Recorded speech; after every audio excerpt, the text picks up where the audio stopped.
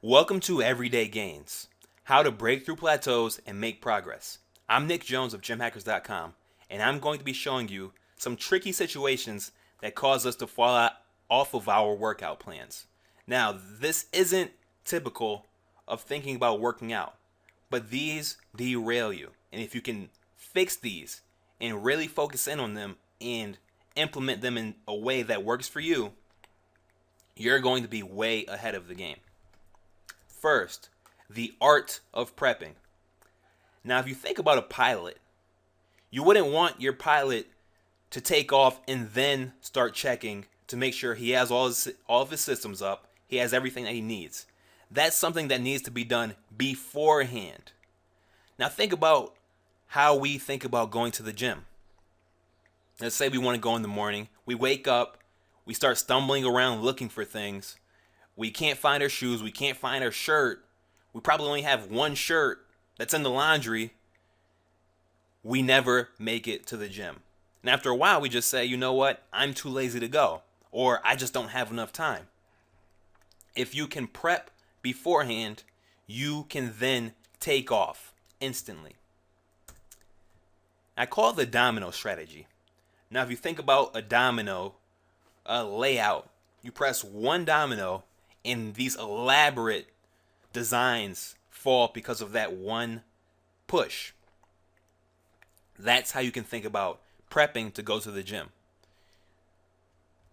You get what you need to get up front, and then when it's time to go, you press that one domino and everything else falls into place. So what do you have to think about? One, where are your clothes at? Do you have enough? How many shirts and shorts do you have? Do you know where they're at? When will you be going? If you're going after work, how will you get your gym clothes with you? You have to think about preparing them either that morning or the night before. You really have to think about everything, all of these different variables that are going to affect when you go and what you need to go. For me, packing a gym bag the night before really skyrocketed the amount of times I was able to go. Because I didn't have to think in the morning before I had coffee, before I was actually awake essentially, about what I needed. So having that gym bag ready to go, just walk out the door, it made it painless as possible. Something that you want to do is design your system for optimal laziness. Now, this is something that I got from Stanford professor BJ Fogg. And it's really about laying out your system in a way that it's as pain-free as possible. Think about the laziest person in the world and try and design it for them. If you think about Subway, when you walk in the Subway, they don't have to cut up the tomatoes right there on the spot. They're not cutting up chicken and grilling chicken. They have everything laid out for them just so they can pick it up and pluck it down. And that's how you want to think about your gym system. You want your clothes laid out. You want your shoes laid out. Your water bottle laid out. You want to know where your iPod headphones are. You want to know all of these things so when it's time to go, nothing trips you up. And another piece, design calendar events into your schedule. So we know we should pick a time to go. We know it should be directly after something. We know we should have all of this laid out. Adding calendar events is sort of like the icing on the cake. So you have all of these things pushing you to go, and a calendar event is just another reminder, another layer to make sure that you follow through. And rehearse it. Now, this is another thing that seems sort of weird. Rehearsing your habit. Rehearsing getting ready. Really designing this in such a way. And it does seem weird. But what's weird is trying over and over again and not seeing results. Not going consistently. So when you rehearse it and really deliberately go through and figure out everything that can go wrong, you will make progress. Now, I have to talk about taking baby steps. Now, some people talk to people that go to the gym. They're going 5-6 times a week, And they think that they have to start off doing that. And this is where a lot of the workout programs go wrong, those DVD workout programs. Starting you off 5 days a week. You will burn yourself out. A lot of people try to sprint instead of thinking of it as a marathon. You can go 5 times a week once and then you're done. But if you can build up momentum, go once a week, twice a week, and then do that consistently, building up to 5 times a week will happen naturally. Now, going once or twice a week, that's pretty small. And it could be even a little bit embarrassing, but that's what it takes. That's why it's a baby step. So what's the smallest win you can take? 10 minutes on the treadmill? Just showing up? We're thinking about the long-term game here. Because again, it's not a sprint, it's a marathon. One blogger, Manish Sethi, he congratulates himself just for showing up.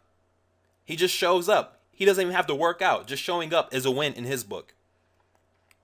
But here's the thing. When you commit to just showing up, once you're there, you're like, I might as well do something. So maybe it's just getting to the gym in the first place. Now, we have to take a quick break here. Because a lot of people that listened to that last section said, you know what? I can see how some people really need to take these baby steps. Wow. I can see that's pretty sad for them. What you have to realize is you, yes, you should be taking these baby steps. You should be thinking about how small you can get with what you do.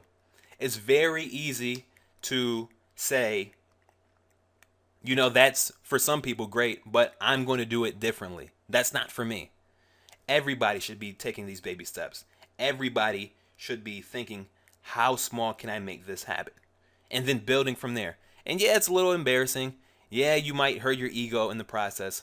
But in the long run, you'll have the gains. You'll have the success that other people who think and dream about going to the gym never get.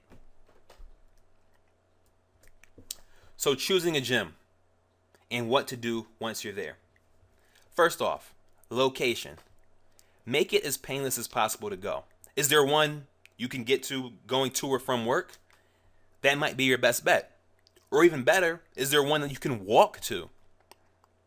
All of these things factor into how often you go. I remember I live in the Northeast, so one day it was snowing and I had to drive probably 10 miles to my gym.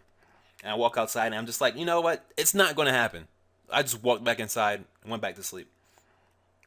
But now having a gym that I literally can walk to without even crossing the street, there's no reason for me not to go.